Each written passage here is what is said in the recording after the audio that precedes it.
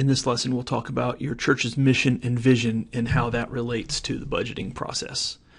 As a ministry leader, we should all share in one common goal to make further developing disciples of Jesus Christ. While the Great Commission gives us guidance to our ultimate goal and mission, each of us has a unique vision on how to accomplish that mission. Every church is unique, and each has a unique vision and mission statement. Each church will have a unique demographic or method of ministry that you're doing. While this is in no way a commentary on how to do ministry, we'll just share a few insights into how your budget is affected by the mission and vision of your church. The truth is, ministry costs money. While there are a few things that we do as churches that can cost us nothing, for example, spending time with people and investing in relationships, there are still things that require us to spend money in ministry. That money needs to be tracked through your budget, as we've kind of already established. Or you will not know the answers when it's time to make ministry decisions that require an investment of capital or come up with an expense. On the flip side, your budget should also narrow the focus of your vision. A person with a basic understanding of your vision should be able to look at your budget and see a very common thread throughout.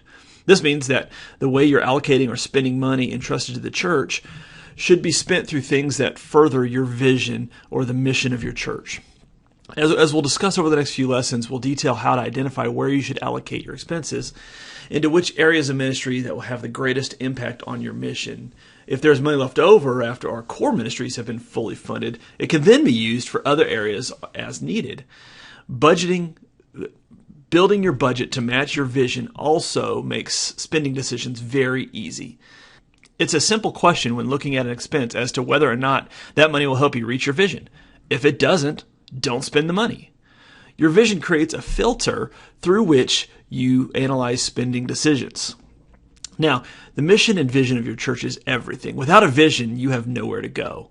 Now, we're not talking about commentary on creating your church's mission and vision, but if you've not established that for your ministry, then it's probably step one for you here. If you do have a mission and vision, that then becomes the filter through which you base your spending decisions. It's also the rally cry you use to encourage generosity and giving in your church. If you can't already tell, your mission and vision is a big deal. When you budget to your mission and vision, you're telling everyone that your stewardship investment will be in those things that lead your church towards fulfilling that vision. Now, for many, the mission statement of your church will be a bit broad and possibly vague. It may be something like, love God, love people, which seems to be a pretty trendy statement in today's church.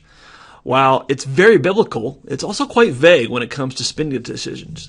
What I mean there is a broad range of things that can be supported within that mission. That can make things difficult when it comes time to choose between two expense categories that may not be able to both be supported.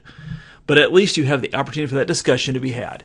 In that case, there probably really isn't a right or wrong answer, but let's dig in a bit deeper. At my church, our mission statement is engaging people, connecting to Christ, and empowering to serve.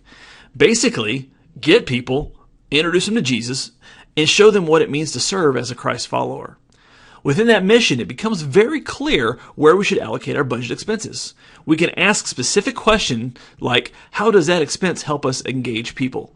If it doesn't, then the spending decision is quite simple.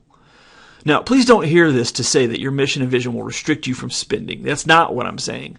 There are some aspects where we want to ask questions about the allocations and whether they fit within our church's DNA.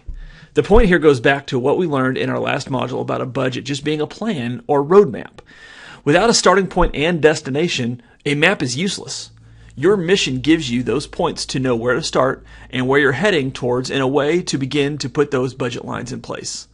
Let that sink in for a bit. If you haven't set up a mission and vision for your church, now would be a pretty good time to start. At least put something in place. I'll see you in the next lesson.